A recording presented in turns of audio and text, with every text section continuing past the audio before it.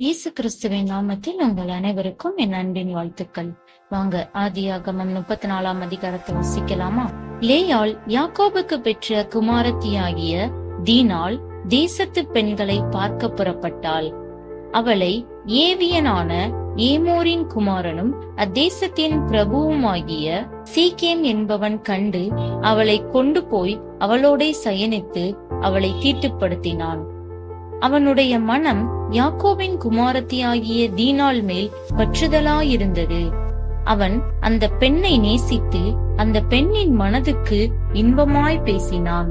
சீகேம் தன் தகப்பனாகிய ஏமோரை நோக்கி, இந்த பெண்ணை எனக்கு கொல்ல வேண்டும் என்று சொன்னான்.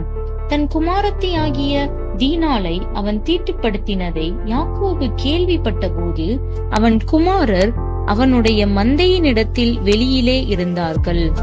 அவர்கள் வருமளவும் யாக்கோபு பேசாமல் இருந்தான். அத்தருணத்தில் சீகேமின் தகப்பனாகிய ஏமோர் புறப்பட்டு யாக்கோபோடே பேசும்படி அவனிடத்தில் வந்தான். யாக்கோபின் குமாரர் இந்த செய்தியை கேட்டவுடனே வெளியிலிருந்து வந்தார்கள். அவன் யாக்கோபின் குமாரத்தியோடே சயனித்து செய்யத்தகாத மதிக்கட்ட காரியத்தை இஸ்ரவேலில் செய்ததினாலே அந்த மனிதர் மனங்கொதித்து மிகவும் கோபம் கொண்டார்கள். ஏமோர் அவர்களோடே பேசி, என் குமாரனாகிய சீகேமின் மனது உங்கள் குமாரத்தியின் மேல் பற்றுதலாயிருக்கிறது. அவளை அவனுக்கு மனைவியாக கொடுங்கள். நீங்கள் எங்களோடே சம்பந்தங்கலந்து உங்கள் குமாரத்திகளை எங்களுக்கு கொடுத்து எங்கள் குமாரத்திகளை உங்களுக்கு கொண்டு எங்களோட வாசம் பண்ணுங்கள். தேசம் உங்கள் முன்பாக இருக்கிறது. இதிலே குடியிருந்து வியாபாரம் பண்ணி பொருள் சம்பாதித்து அதை கையாண்டு கொண்டிருங்கள் என்றான். சீகேமும் அவள் தகப்பனையும் அவள் சகோதரரையும் நோக்கி, உங்கள் கண்களில் எனக்கு தயவு கிடைக்க வேண்டும். நீங்கள் என்னிடத்தில் எதை கேட்டாலும் தருகிறேன்.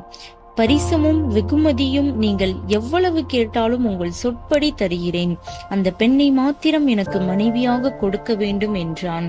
அப்பொழுது யாக்கோபின் குமாரர் தங்கள் சகோதரியாகிய தீனாளை சீகேம் என்பவன் தீட்டுப்படுத்தினபடியால் அவனுக்கும் அவன் தகப்பனாகிய ஏமோருக்கும் வஞ்சகமான மறுமொழியாக, விருத்த சேதனமில்லாத புருஷனுக்கு நாங்கள் எங்கள் சகோதரியை கொடுக்கலாகாது. அது எங்களுக்கு நிந்தையாயிருக்கும்.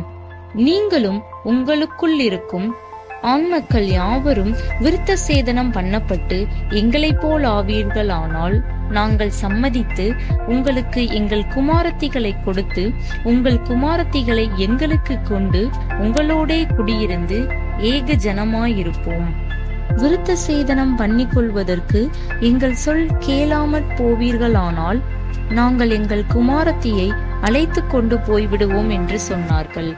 அவர்களுடைய வார்த்தைகள் ஏமோருக்கும் ஏமோரின் குமாரனாகிய சீகேமுக்கும் நலமாய் தோன்றினது. அந்த வாலிபன் யாக்கோபுடைய குமாரத்தியின் மேல் பிரியம் வைத்திருந்தபடியால் அந்த காரியத்தை செய்ய அவன் தாமதம் பண்ணவில்லை. அவன் தன் தகப்பன் வீட்டார் அனைவருக்குள்ளும் மேன்மையுள்ளவனாயிருந்தான். ஏமோரும் அவன் குமாரர் சீகேமும் தங்கள் பட்டணத்து வாசலில் வந்து தங்கள் பட்டணத்து மனிதரோடே பேசி, இந்த மனிதர் நம்மோடே சமாதானமாயிருக்கிறார்கள். ஆகையால் அவர்கள் இந்த தேசத்தில் வாசம் பண்ணி இதிலே வியாபாரம் பண்ணட்டும். அவர்களும் வாசம் பண்ணுகிறதற்கு தேசம் விஸ்தாரமாயிருக்கிறது. அவர்களுடைய குமாரத்திகளை நமக்கு மனைவிகளாக கொண்டு நம்முடைய குமாரத்திகளை அவர்களுக்கு கொடுப்போம். அந்த மனிதர் விருத்த சேதனம் பண்ணப்பட்டவர்களாயிருக்கிறது போல நம்மில் உள்ள ஆண்மக்கள் யாவரும் விருத்த சேதனம் பண்ணப்பட்டால் அவர்கள் ஏக ஜனமாக நம்மோடே வாசம் பண்ண சம்மதிப்பார்கள். அவர்களுடைய ஆடு மாடுகள் ஆஸ்திகள் மிருக ஜீவன்கள் எல்லாம் நம்மை சேரும் அல்லவா? அவர்களுக்கு சம்மதிப்போமானால் அவர்கள் நம்முடனே வாசம் பண்ணுவார்கள் என்று சொன்னார்கள். அப்பொழுது ஏமோரின் பட்டணத்து வாசலில் புறப்பட்டு வரும் அனைவரும் அவன் சொல்லையும் அவன் குமாரனாகிய சீகேமின் சொல்லையும் கேட்டு அவனுடைய பட்டணத்து வாசலில் புறப்பட்டு வரும் ஆண்மக்கள் யாவரும் விருத்த சேதனம் பண்ணப்பட்டார்கள். 3ஆம் நாளில் அவர்களுக்கு நோவெடுத்து கொண்ட போது யாக்கோபின் குமாரரும் தீனாளின் சகோதரருமான சிமியோன் லேவி என்னும் இவ்விரண்டு பேரும் தன் தன் பட்டயத்தை எடுத்துக்கொண்டு துணிகரமாய் பட்டணத்தின் மேல் பாய்ந்து ஆண்மக்கள் யாவரையும் கொன்று போட்டார்கள். ஏமோரையும் அவன் குமாரன் சீகேமையும் பட்டயக்கருக்காலே கொன்று சீகேமின் வீட்டிலிருந்த தீனாளை அழித்து கொண்டு போய்விட்டார்கள். மேலும் யாக்கோபின் குமாரர் வெட்டுண்டவர்களிடத்தில் வந்து தங்கள் சகோதரியை அவர்கள் தீட்டுப்படுத்தினதற்காக பட்டணத்தை கொள்ளையிட்டு அவர்களுடைய ஆடு மாடுகளையும் கழுதைகளையும் பட்டணத்திலும் வயல்வெளியிலும் இருந்தவைகள் யாவையும் அவர்களுடைய எல்லா தட்டுமுட்டுகளையும் எடுத்துக்கொண்டு அவர்களுடைய எல்லா குழந்தைகளையும் ஸ்திரீகளையும் சிறைப்பிடித்து வீட்டிலிருந்த எல்லாவற்றையும் கொள்ளையிட்டார்கள்.